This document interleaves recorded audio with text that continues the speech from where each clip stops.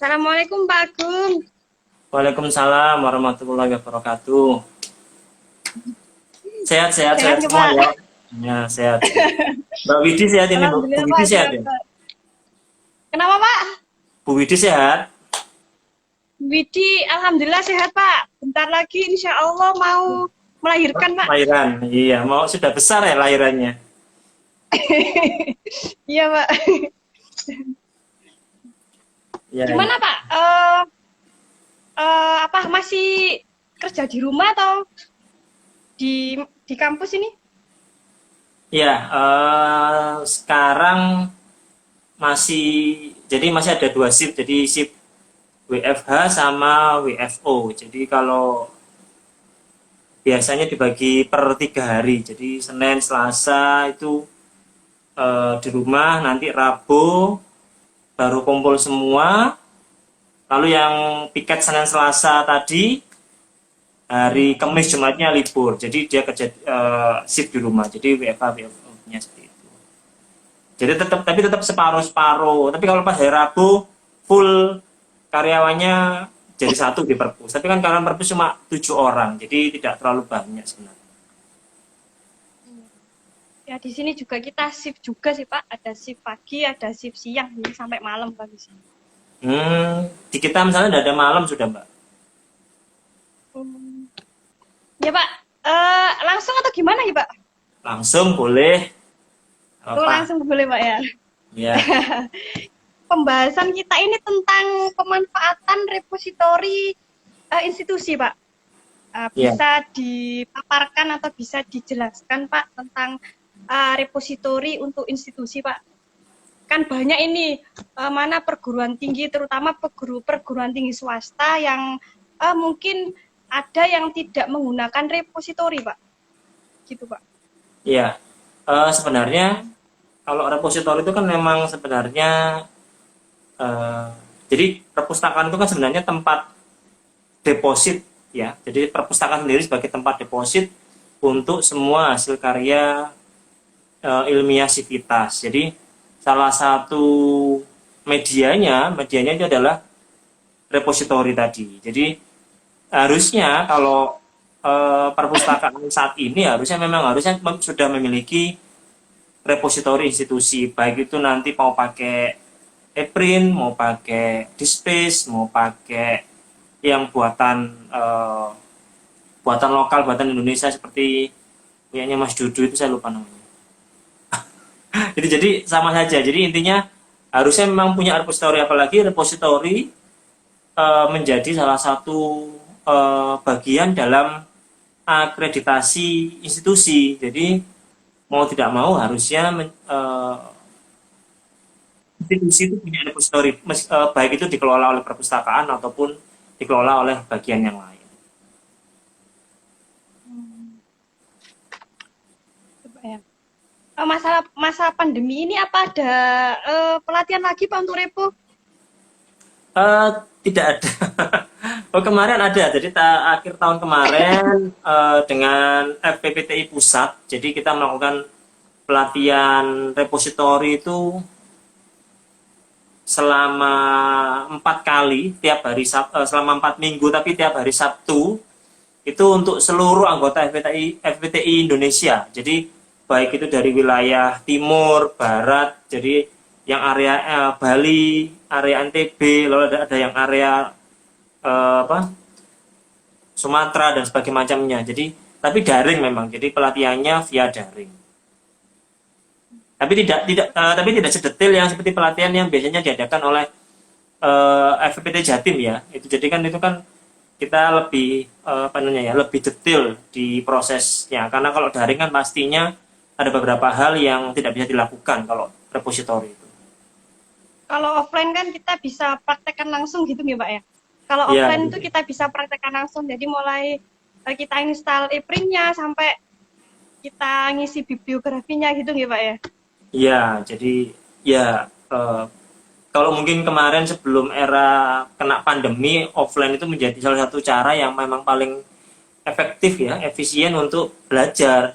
Dengan sekarang pandemi ini otomatis kalau kita luring, kita offline nanti kita malah eh, berbahaya kan. Nah, jadi akhirnya mau tidak Ya, mau ya kita harusnya daring, meskipun daring itu sendiri juga banyak kekurangan kan ya.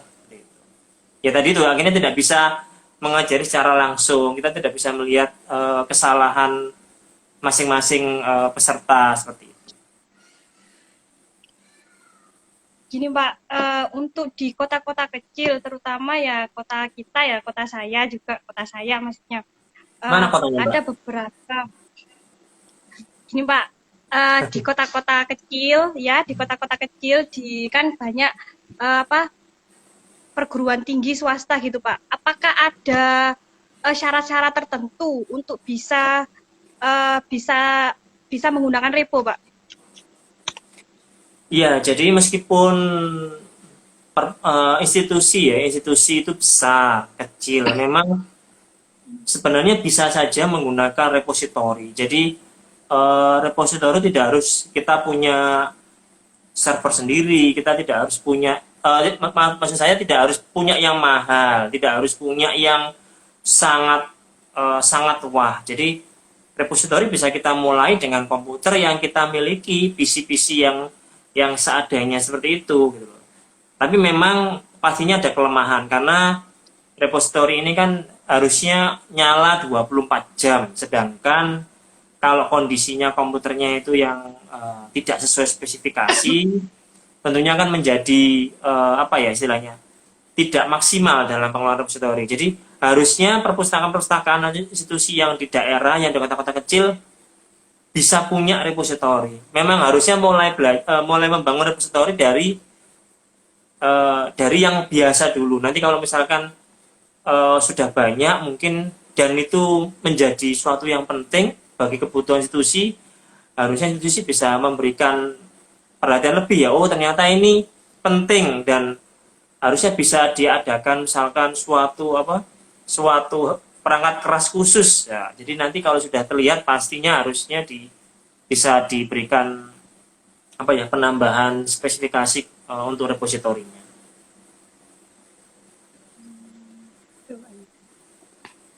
Mungkin bisa dianukan Pak apa eh, dijabarkan tentang repositori itu apa sih gitu Pak?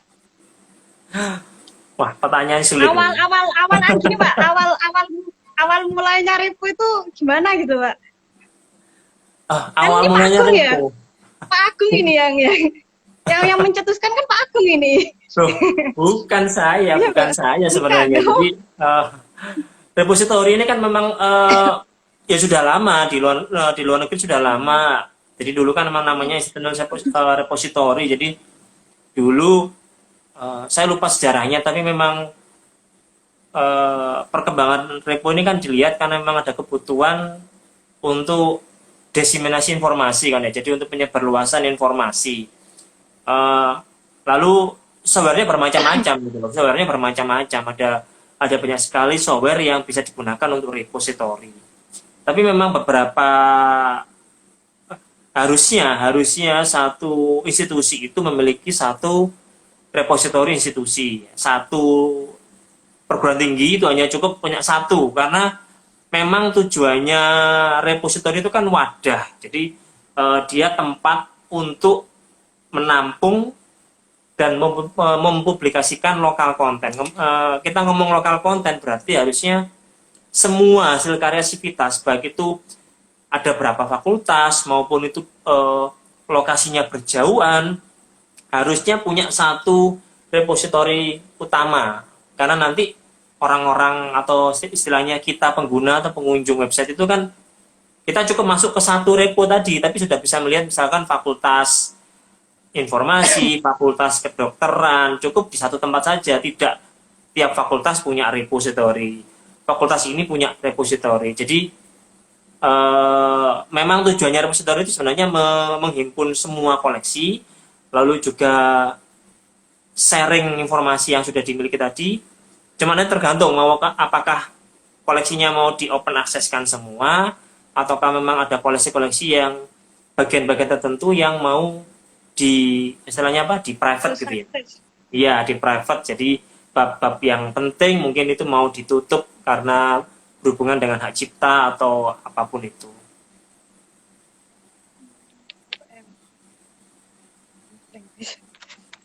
Nah, ini pertanyaannya Pak ya. belum siap ini. Ya tuh, blank ini Pak.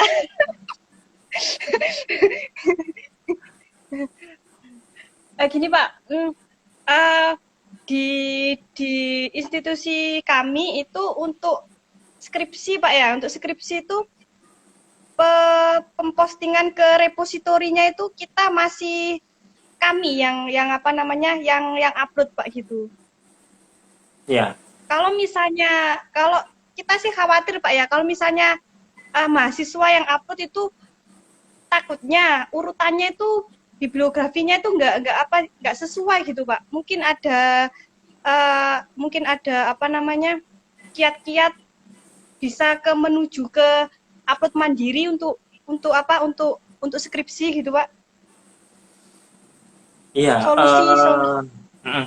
Kalau untuk unggah mandiri sebenarnya sudah banyak institusi yang menerapkan unggah mandiri. Jadi kalau saya dulu waktu awal-awal membangun repositorinya di Universitas Undika itu, Universitas Dinamika ya, itu memang tidak ada kepikiran untuk unggah mandiri. Kenapa? Karena ya tadi tuh ketakutannya sama, takutnya nanti mahasiswa itu unggahnya tidak sesuai dengan kaidah yang ada. Jadi misalkan judulnya besar semua, lalu misalkan apa namanya ini, penulisan bibliografinya nanti tidak pada tempatnya seperti itu. Ya. Di Jadi Undika mandiri atau iya, jadi mulai masa pandemi ini kita akhirnya menerapkan unggah mandiri, tapi tentunya dengan kita apa istilahnya memberikan sosialisasinya secara intens ya Mbak. Jadi kita mesti bikin sosialisasi secara menggunakan apa, baik itu Zoom ataupun pakai Google Meet. Jadi mahasiswa yang akan mengumpulkan skripsi atau tugas akhir itu wajib mengikuti sosialisasi yang diadakan oleh perpustakaan Undika. Jadi pada sosialisasi tadi itu kita ajarkan mulai dari cara awal entry judul, apa yang harus diunggah, mana yang boleh, mana yang tidak, lalu ada isian seperti Rama itu, isian Rama Ristek Brin itu, yang NIM ya, ada angkanya, lalu NIDN dosennya, dan sebagainya macamnya. Jadi intinya kita mungkin di agama Lumajang ya bisa mulai untuk unggah mandiri, tetapi usernya kita buatkan manual, Pak. Jadi mereka tidak membuat sendiri. Jadi tiap ada mahasiswa kita buatkan usernya, kita buatkan passwordnya, lalu kita email ke mahasiswa yang bersangkutan. Ini user dan passwordnya. Nanti untuk cara panduannya ini ada artikelnya, ada panduan, ada tutorialnya, silakan dibaca. Jadi nanti kalau ada mahasiswa yang unggah mandiri dan salah, kita kan sebagai reviewer, istilahnya reviewer di repo ya. Jadi reviewer di repo kita menginfokan bahwa isian Anda masih salah, kita kembalikan. Isian nama file masih salah, kita kembalikan. Jadi kemarin setelah kita memberlakukan unggah mandiri itu hampir satu mahasiswa itu bisa lebih dari 5 kali revisi, bolak balik karena mereka memang salah entry dan mereka tidak membaca panduan itu secara jelas. Karena itu kalau ada panduan saja mereka bisa salah nulis, apalagi jika tidak ada panduan yang jelas gitu. Jadi harus sosialisasi, dan jadi selain sosialisasi kita juga harus bikin tutorial Pak, jadi 2 kali biar mereka paham seperti itu. 2 kali ya, 2 kali Pak ya. Iya. Agar bisa memang benar-benar paham gitu mahasiswa ya Pak ya. Iya. Jadi nggak tanya-tanya lagi. Kalau tempat kami sih masih Pak, masih unggahnya itu masih petugas perpustakaan kita unggahnya. Oh ya. Lumayan sih ya. Banyak sih ya, banyak mahasiswa. Ya nanti mungkin sedikit demi sedikit nanti kita bisa mensosialisasikan untuk unggah mandirinya. Soalnya kalau kita sih untuk unggahnya ya banyak, ini juga masih 2020-nya itu masih belum apa ya, belum semuanya terunggah, Pak. Itu. Oh iya. Kita memang kalau di Undika, Mbak, di Universitas Dinamika itu memang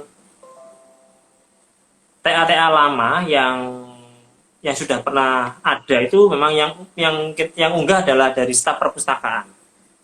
Jadi TA-TA tahun 98, tahun yang lama-lama itu yang unggah staf perpus. Tapi kalau untuk TA-TA yang baru yang per tahun ini ya kita berlakukan unggah mandiri. Jadi tetap kita tetap misalnya nyicil TA-TA lama itu 1-2 item gitu kita unggah mungkin di waktu yang berbeda. Tapi kalau untuk yang mahasiswa akan lulus misalkan semester ini mereka mulai diajari untuk unggah mandiri.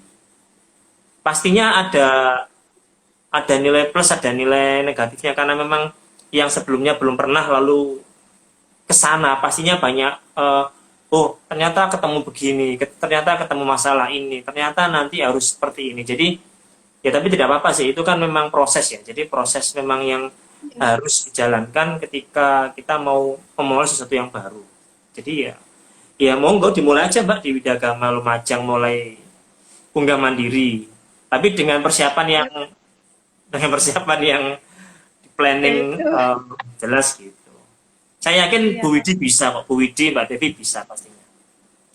Wah, amin.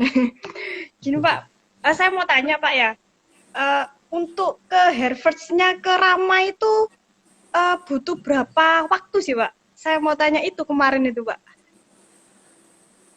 Oh iya, jadi proses harvest, jadi apa ya? Harvest itu apa? Memanen ya. Jadi Indonesianya itu, iya jadi Rama Ristek Brin itu mengambil data-data dari berbagai repositori yang terdaftar di Rama itu periodenya memang bisa bermacam-macam. Jadi sekarang sudah ada sekitar berapa ratus repositori yang terdaftar. Tapi memang sepertinya saya lihat tidak tidak berjalan dengan lancar proses harvestnya. Jadi terkadang dari kami yang kirim email ke pihak Rama untuk memperbarui data yang sudah kita unggah. Jadi misalkan repositori Dinamika itu sudah memiliki 3.000 koleksi. Ternyata di Rama masih terbacanya 2.000 koleksi. Berarti kan ada 1.000 koleksi yang belum terbaca. Kita email ke Helpdesk Rama dan biasanya baik itu via IG ya, bisa via IG, bisa via email, via WA kalau salah. Biasanya mereka juga akan merespon. Jadi setelah direspon biasanya tidak lama akan diperbarui. Jadi memang biasanya kita harus minta, kita minta ke mereka untuk memperbarui datanya.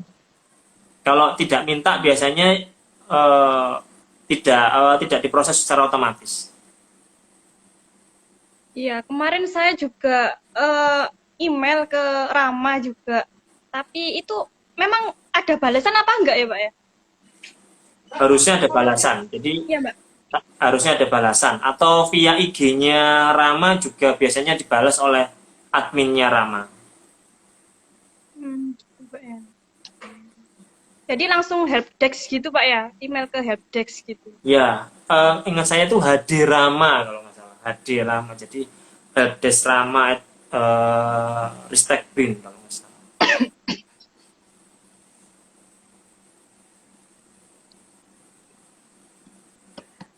Ya ini Pak, saya mau tanya lagi Pak. Pak santai Pak Agung ya. Iya, santai saja. Tadi kan untuk masalah untuk mahasiswa Pak ya, sekarang untuk dosen Pak.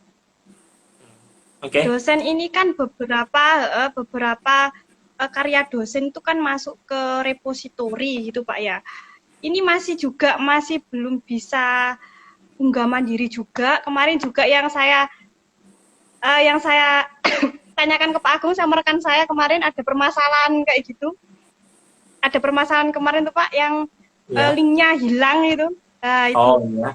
bisa tolong dijelaskan itu Pak ya? Dijelaskan sekali lagi lah.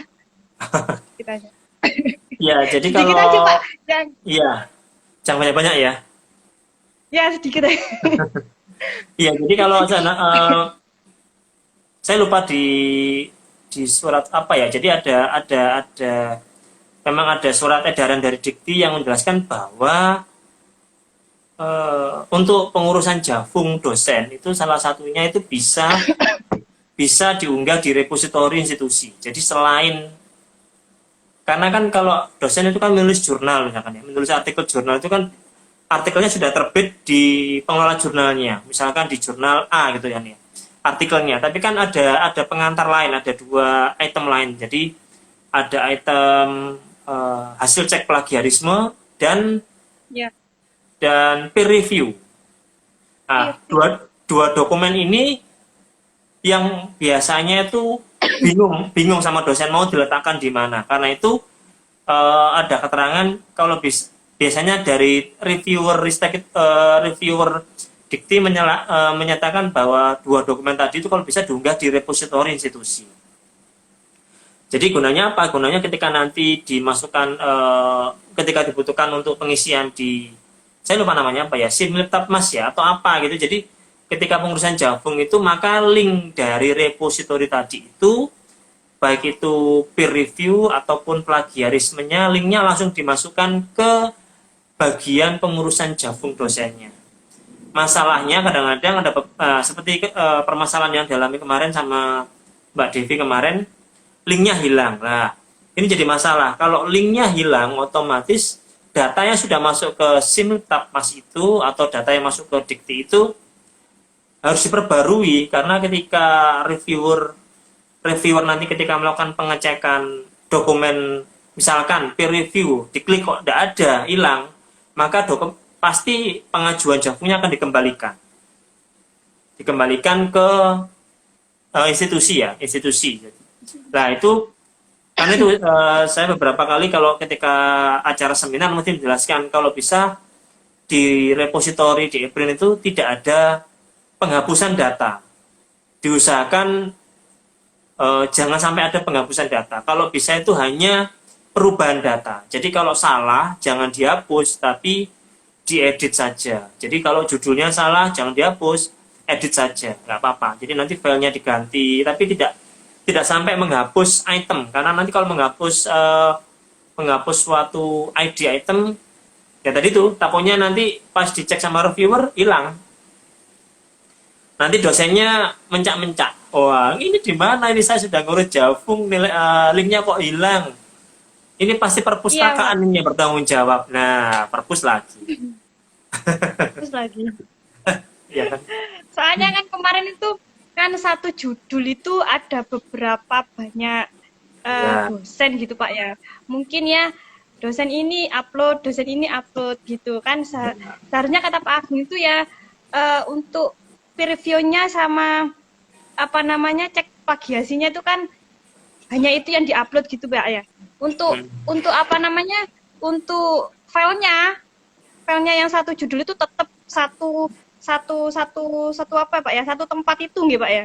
Iya. Jadi betul. Jadi misalkan kalau ada satu artikel dengan anggap saja ada 3 penulis. Gitu kan ya? Ada satu artikel dengan 3 penulis, dosennya dari Widyagama, Lumajang semua. Lalu tiga dosen tadi mau ngurus Javung semua. Harusnya ketika membuat meng-create di repositori, berarti nanti ketika meng-create itu cukup satu ID tadi itu artikelnya satu, tapi peer review-nya mungkin bisa banyak, tapi tetap di satu item tadi. Jadi misalkan satu artikel tapi bisa ada 3 file peer review dan 3 file cek plagiarisme misalkan, tapi tetap di satu tempat, tidak perlu dosen A membuat sendiri, dosen B membuat sendiri, dosen C membuat sendiri, nggak perlu. Jadi cukup satu kali pembuatan itu bisa dientrikan untuk 3 nama autornya, 3 nama dosennya. Jadi gitu. Jadi itu juga membuat lebih hemat ID ya, jadi hemat ID dan pengelolanya juga lebih mudah. Gitu Mbak. Iya Pak. Iya Pak. kesalahan kami kemarin ya itu. Jadi tiga pengarang itu semuanya tuh upload semua. Jadi kalau diklik satu kan kok muncul ini, mungkin kena hapus itu gitu Pak ya. Iya, Permasalahan seperti itu mungkin itu. iya bisa juga.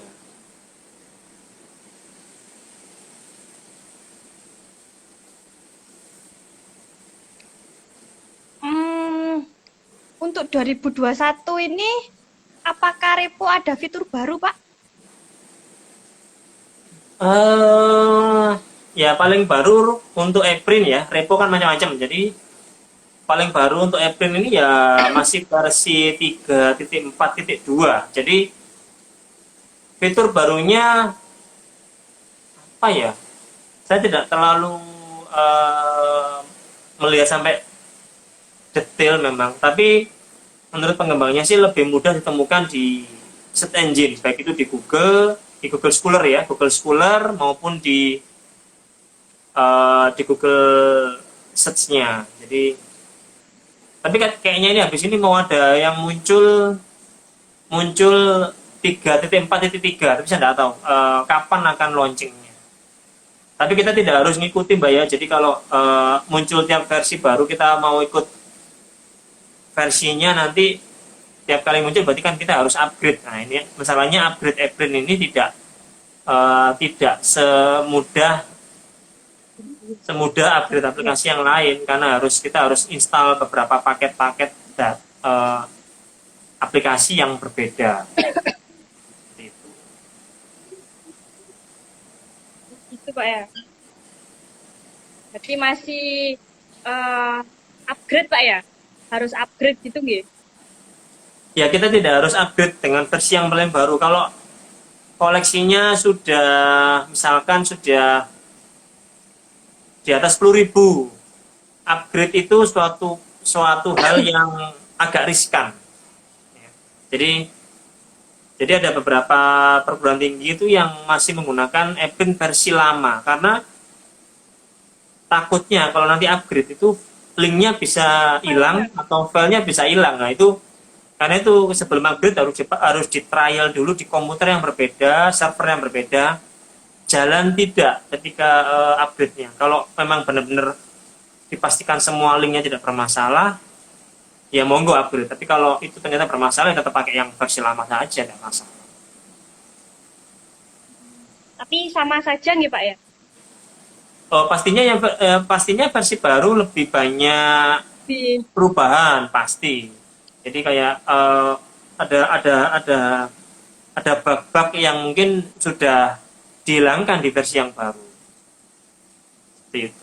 mungkin ada apa namanya kayak syarat-syarat tertentu untuk ke-upgrade yang versi baru dari server maupun dari data, Pak. Tadi kan katanya Pak Agung kalau datanya di atas 10.000, Ya, ya, ya, ya tadi itu kalau datanya besar sekali. Jadi kayak Undeka itu kan sudah 5.000 koleksi. Jadi itu masih lumayan. Ada yang sampai 13.000 koleksi, ada yang perguruan tinggi yang besar-besar itu sudah puluhan ribu koleksi.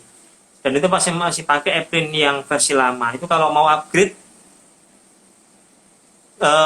dulu aja waktu kita upgrade itu membutuhkan waktu 1 sampai 2 hari untuk proses ekspor database-nya. Nah, itu kalau datanya sudah lebih dari 10.000 bisa lebih dari 2 hari gitu. Jadi karena itu jadi harus kalau mau upgrade ya berarti satu server yang dipakai production itu harus tetap nyala, tetap bisa diakses oleh pengguna dari luar. Tapi bikin server yang lain, Mbak. Bikin server yang istilah apa ya? Duplikasinya sama persis, baru ini yang di-upgrade. Jadi ini yang di-upgrade biar kalau ada apa-apa ya tidak mengganggu server yang production kan ya. Jadi nggak masalah. Jadi ya ini tapi yang sendiri Pak ya? Sendiri, ya server sendiri gitu. harus komputer yang terpisah untuk latihan upgrade-nya. Karena kalau pakai yang production nanti ditakutkan. Nah, tapi kan sekarang ada virtual private ya, ada VPS, ada virtualisasi ya. Itu yang membantu kita kalau nggak perlu harus punya banyak server. Jadi dibikin virtual atau pakai firmware misalkan gitu. Tapi kalau firmware juga kurang, kalau untuk data dengan ukuran besar itu membebani juga sih. Jadi memang harus punya komputer yang terpisah untuk dijadikan developmentnya, pengembangannya. Tapi bisa loh Mbak, bisa. Jadi tetap harus di yang jelas itu Mbak Devi harus backup database sama backup folder aja yang belum yang cukup yang cukup disimpan, yang belum di backup.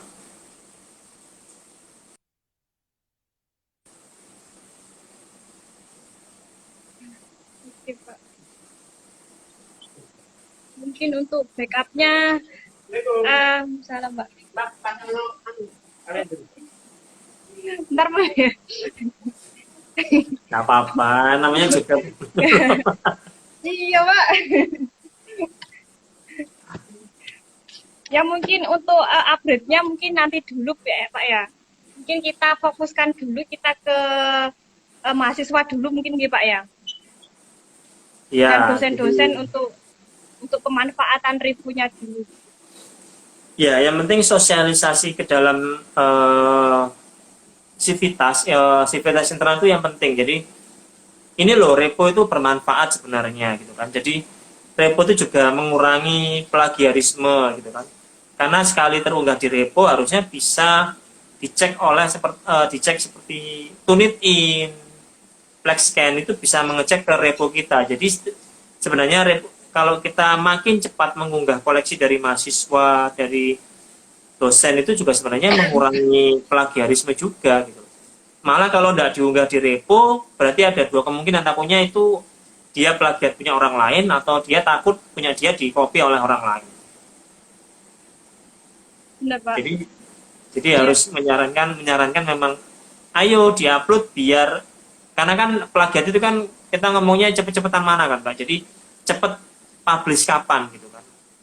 Jadi kalau tahunnya duluan kita ngunggah, meskipun nanti ada yang plagiat ya berarti mereka yang plagiat punya kita, karena kita tahunnya lebih dulu unggah, maksudnya lebih dulu terbit dibanding yang lain. Oke, Pak. Kita lihat Pak, siapa yang melihat kita ini Pak? Mungkin Ya ada 500 orang ini Mbak saya lihat. Ya Allah. Mungkin ada pertanyaan dari teman-teman ini. Aduh, kok ada 400 Pak? Ayo bertambah dong.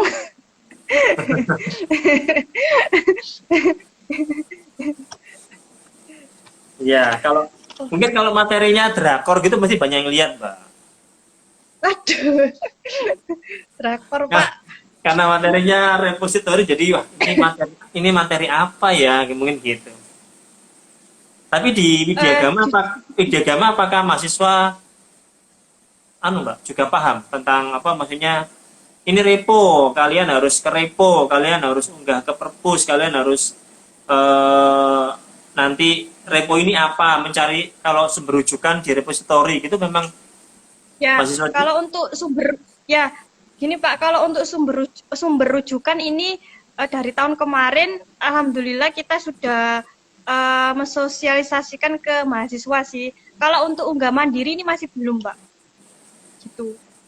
Ya, ke maba Mbak ya, itu ke maba juga lebih jadi maba memang harus dari awal tahu bahwa kalau mereka mencari rujukan, mereka mau mensitasi penelitian, lebih baik kalau mensitasinya mungkin dari kakak kelasnya istilahnya atau dari dosennya yang ada di repositori.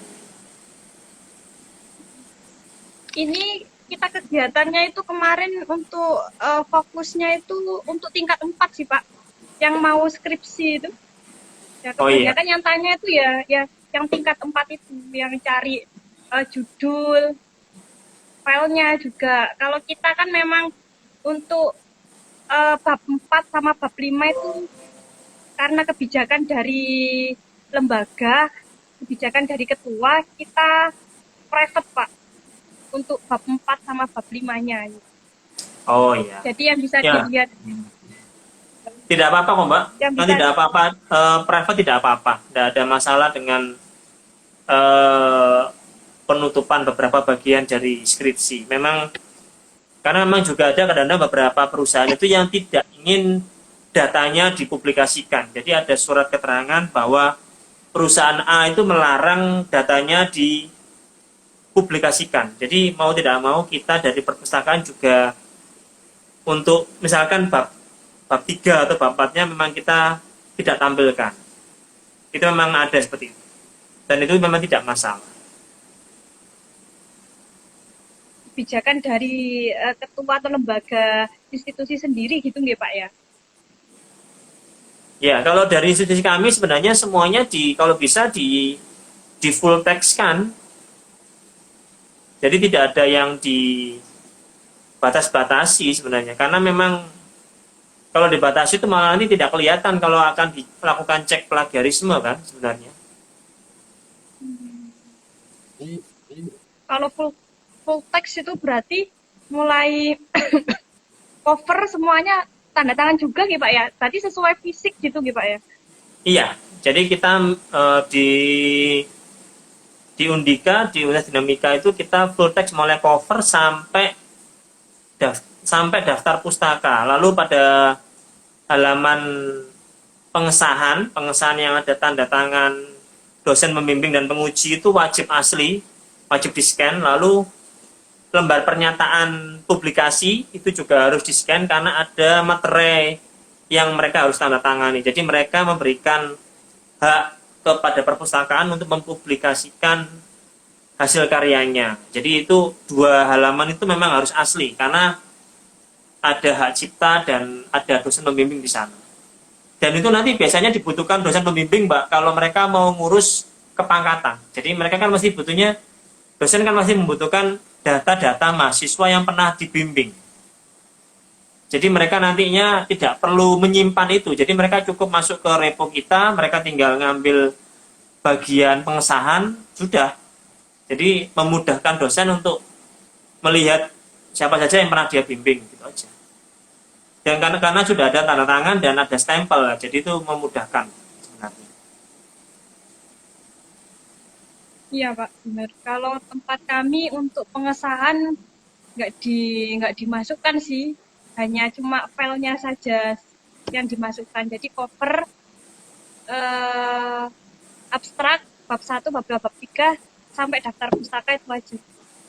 Oh iya, boleh. Banyak yang seperti itu kok, Pak. Banyak yang memang ada yang diunggah semua tapi ditutup. Nah, itu.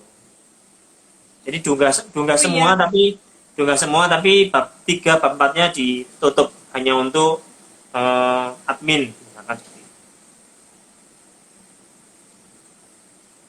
ya Pak.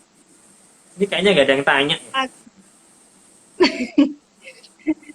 Aduh, Pak, Bingung mau kapan tanya. kapan ini Pak membahas tentang yang lain Pak?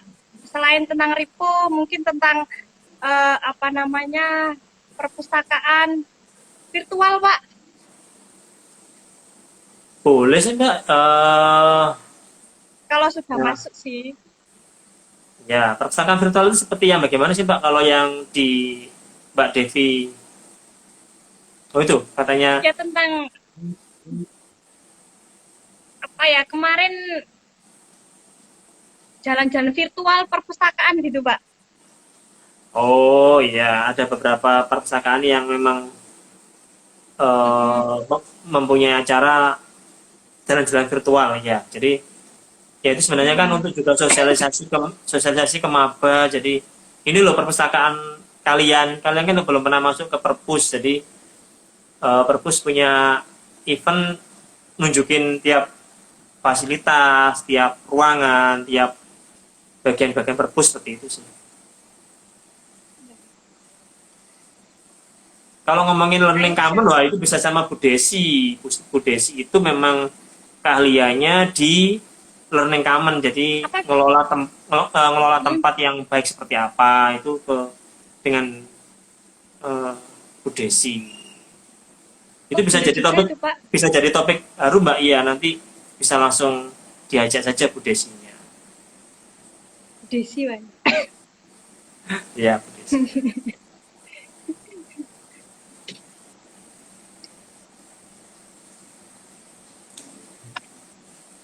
lagi Ya, Pak. materinya itu loh, FPT Jatim materinya berat. Waduh, iya, kita tidak. Padahal materinya juga tidak berat-berat amat. Materinya agak santai nih, Pak.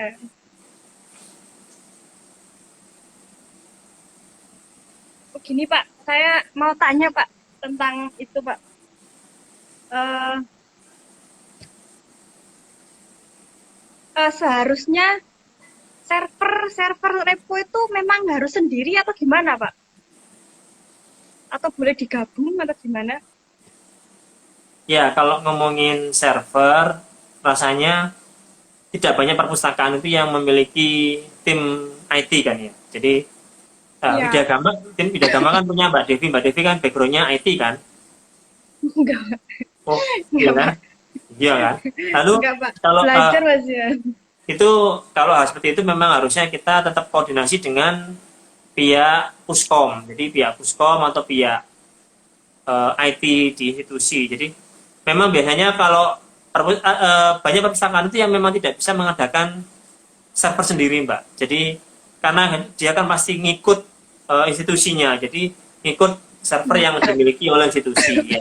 Jadi alhamdulillah, tapi kalau di Universitas Dinamika itu punya server sendiri. Jadi diberi kepercayaan memiliki server sendiri, mengelola servernya sendiri.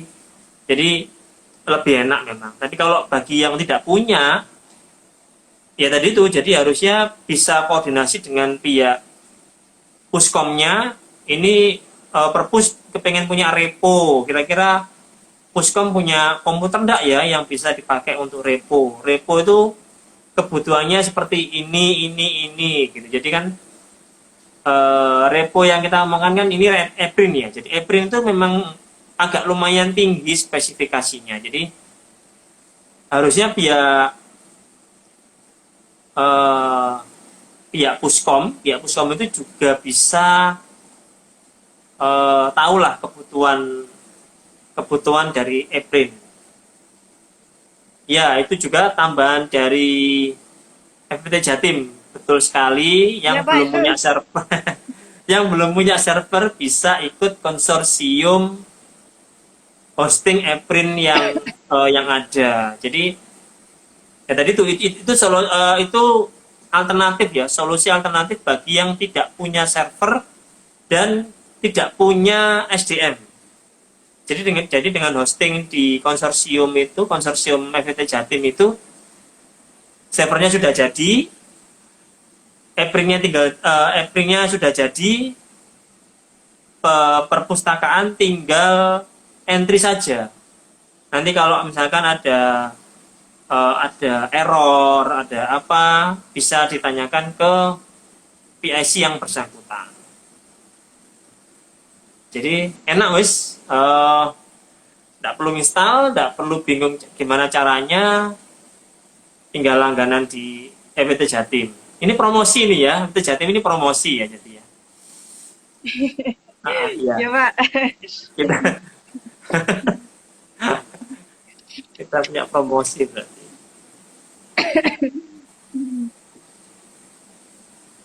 Mungkin untuk kelebihan sama kekurangannya repo itu ada nggak, Pak ya? Eprin Kelebihan maksudnya. sama kekurangannya. Ya, Repository. Epin ya, Pak. Ya, reposito. Kalau ngomongin repository itu kan umum ya, umum. Jadi repository itu kan istilah. Ya, Jadi ya. bisa ya, mungkin kelebihannya kalau ngomongin saya nggak ngomong kelebihannya ya kita dimudahkan mencari sumber informasi kan. Jadi memudahkan kita. Jadi dari satu tempat aja kita bisa mengakses seluruh informasi yang dimiliki oleh perguruan tinggi gitu kan. Kekurangannya ya mungkin ada beberapa orang yang tidak suka dengan repository karena akhirnya kan jadi ketahuan. Waduh rek, ini saya sudah ngopi punya si B harus dipasangkan di repo. Nanti kan ketahuan saya plagiat ini, plagiat itu gitu kan ya. Padahal sebenarnya itu lebih banyak positifnya daripada negatifnya. Kalau apalagi kan sekarang memang semuanya serba open access, Mbak ya. Jadi semua larinya ke open access. Apalagi sekarang masa pandemi ini mau tidak mau orang juga saya nggak harus, kalau saya butuh koleksi saya nggak harus ke Lumajang, jauh Lumajang misalkan gitu dari Sidoarjo kan. Ya, Ya, Pak. Saya cukup buka reponya Lumajang, ternyata ada koleksi dari mahasiswa A yang bisa saya download. Misalkan materi bab 1, bab 2 sebagai pengantar, oh enak wes saya nggak perlu ke sana. Jadi memang sebenarnya banyak banyak manfaatnya sih kalau menurut saya repository.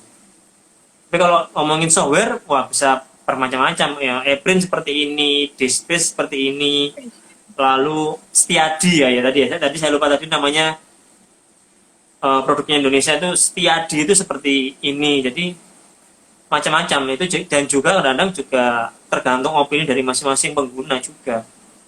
Oh saya lebih suka ePrint gitu kan misalkan. Lalu yang lain lebih suka Dispace. Oh yang lain lebih suka Stiadi. Ya monggo sih, itu opsi pilihan, banyak pilihan, cocok yang mana gitu saja. Iya, Pak.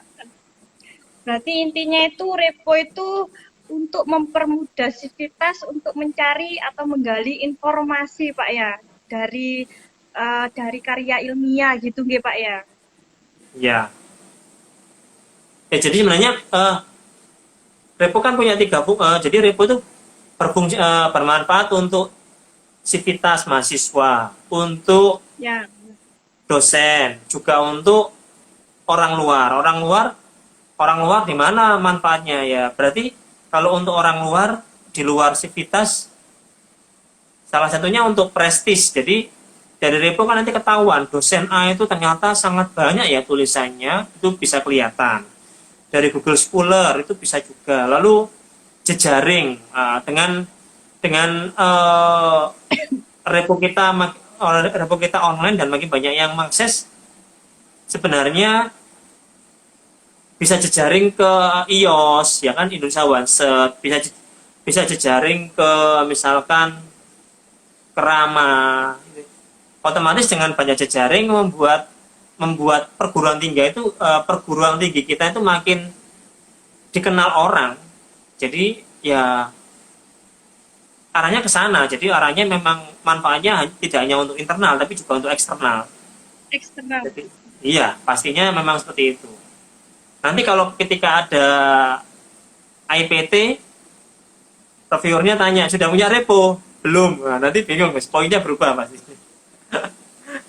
Nah, itu kan untuk eksternal juga. Jadi karena sekarang, penilaiannya ada yang ditanyakan sudah punya repo lah, padahal dipikirnya repo hanya untuk internal, padahal enggak, repo sebenarnya fungsinya juga untuk eksternal juga. Benar, Pak. Baik.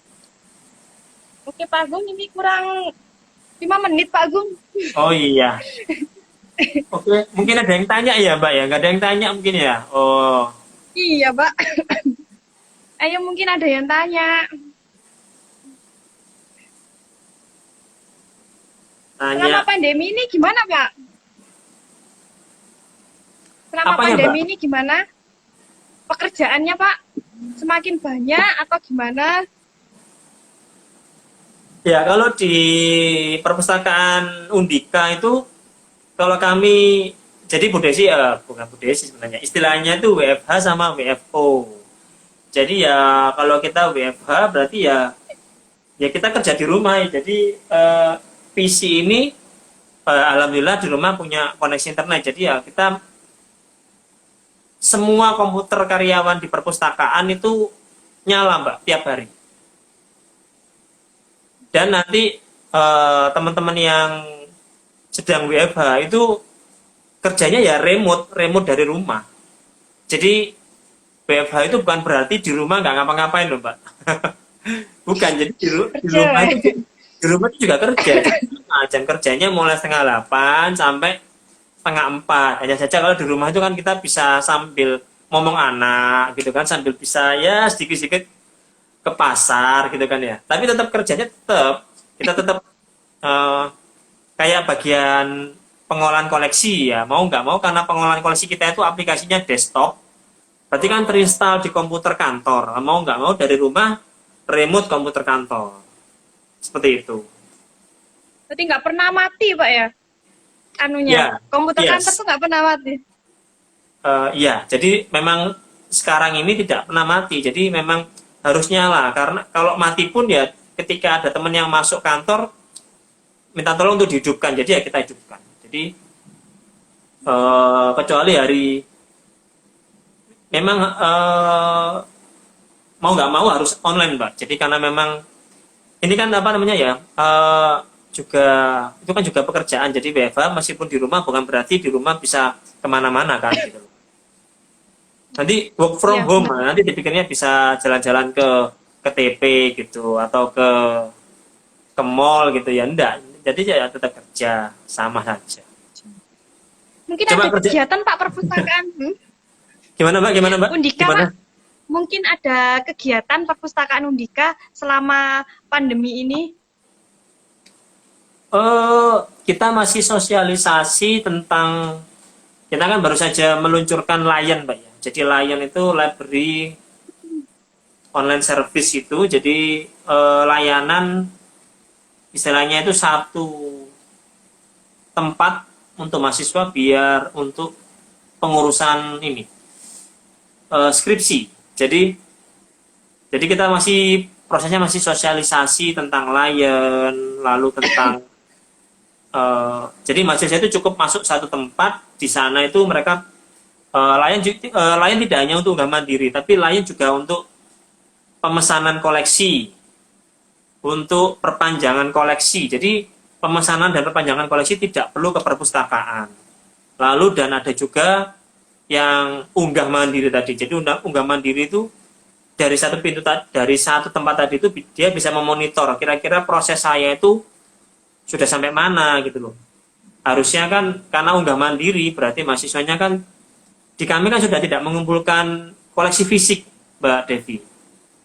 Oh, fisiknya nggak usah Pak. Sudah dihilangkan. Jadi kita sudah tidak menerima koleksi fisik. Jadi tapi nanti koleksi filenya mereka harus lengkap. Nah, ini tugas di sini agak berat karena pustakawan harus mengecek semua filenya tadi itu benar-benar bisa diakses dan dibuka, karena sekali saja kelewatan bisa nanti kalau untuk ke depan bermasalah kita pasti bingung karena kan masanya sudah lulus. Jadi tidak ada koleksi fisik, semuanya unggah mandiri, unggahnya lewat Google Drive. Nanti ketika dari Google Drive itu akan masuk ke server kita juga. Jadi mereka tahu, oh unggah Google Drive ACC gitu ya, sudah nanti sama staf perpus di ACC. Kalau sudah setelah itu tahap berikutnya apa dan seterusnya. Jadi kita besok Rabu juga masih ada sosialisasi untuk pelayan unggah mandiri. Jadi seperti itu. Oh, berarti skripsi itu tidak dikumpulkan secara fisik gitu sudah Pak ya? Jadi Sudah. cuma filenya aja. Filenya itu dikirim ke email berbentuk drive gitu nggak Pak ya? Drive-nya kita berikan, Pak. Jadi ketika mereka memang ketika mereka mau mengurus penyerahan tugas akhir, mereka harus masuk dulu ke Lion, mereka harus mendaftar di Lion dulu. Jadi proses pertama adalah mereka harus menunjukkan bukti yudisium. Bukti sudah selesai bukunya ditandatangani. Kalau sudah itu baru kita buatkan Google Drive yang nanti mereka harus unggah semua file PDF-nya ke sana, termasuk juga doc-nya. Lalu nanti staf perpustakaan akan mengecek satu persatu filenya tadi itu, dicek sudah betul. Kalau sudah betul di Lion kita ACC, mereka akan lari ke tahap berikutnya. Tahap berikutnya apa? Tahap berikutnya adalah unggah ke repository. Nah, jadi unggah repository mereka harus upload nanti yang ngeceki saya atau teman-teman yang lain. Kalau sudah benar, baru saya nanti ACC di Lion. Oke, sudah betul. Ya sudah, nanti prosesnya mereka akan selesai dan mereka akan menerima surat bebas pustaka atau surat penyerahan tugas akhir. Kalau sudah dapat surat itu, baru mereka bisa ngurus yudisium, bisa ngurus wisuda dan sebagainya macam. Wow, keren Pak ya. Ya Program lainnya. itu diagrama bisa lah bikin, kan banyak IT-nya juga. Amin Pak. Kalau saya penasaran dengan itu Pak, pemesanan buku. Pemesanan buku itu bukunya secara fisik kan Pak ya? Iya. Diambil di perpustakaan apa Iya, gimana jadi Pak? pemesanan online ini seperti yang kemarin. Jadi maaf, hampir sama seperti proses pemesanan yang biasanya.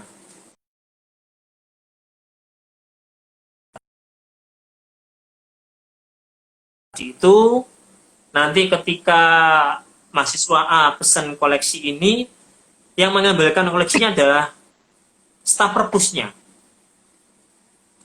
Jadi kita ambilkan dari rak buku, lalu kita taruh di tempat pemesanan koleksi.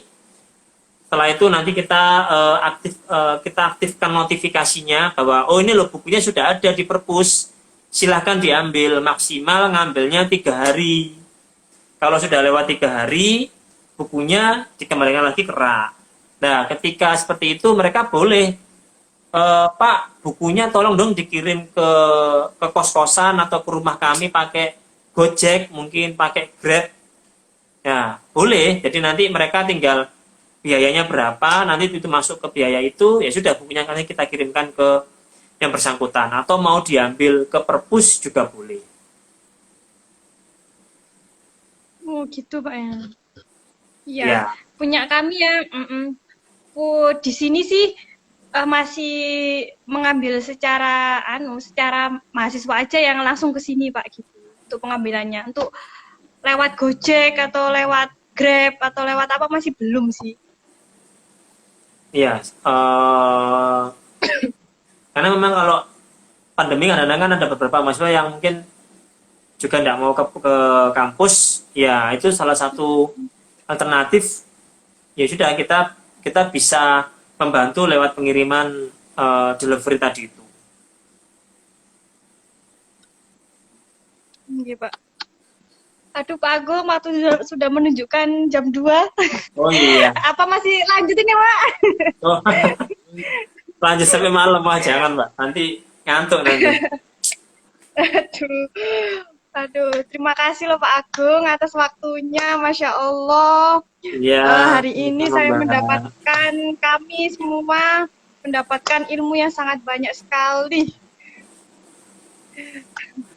sama-sama Sama Mbak. Agung. Ya kan kita sharing, jadi bukan ngajarin atau apa Iya kan. Pak. Jadi sama-sama belajarnya. Mungkin ada di Widagama Lumajang yang bagus, yang bisa kami contoh ya, kami tiru gitu kan. Ya alhamdulillah sama-sama lah, sama-sama belajar istilahnya. Iya Pak. Amin, amin, amin. Pak Agung sehat selalu ya sama Iya, keluarga, iya. sama Mbak Desi yang ada di Undika juga sehat selalu. Ya, terima kasih. Sekali lagi terima kasih Pak Agung atas waktunya. Alhamdulillah bisa sharing-sharing, bisa ketemu langsung meskipun virtual. Biasanya cuma chat-chat aja Pak. Cuma Iya chat-chatnya betul. aja biasanya. Iya. Geng. Oke. Oke Pak. Makasih ya Pak Agung. Terima kasih, Ya. terima kasih Mbak. Ya Pak. Assalamualaikum warahmatullahi Waalaikumsalam. wabarakatuh. Waalaikumsalam warahmatullahi wabarakatuh. Makasih Bu Desi. Makasih Bu Desi. Terima kasih Kita sudah udah Bu Desi mengizinkan itu. Pak. Terima kasih. Ya Allah. Iya. Oke.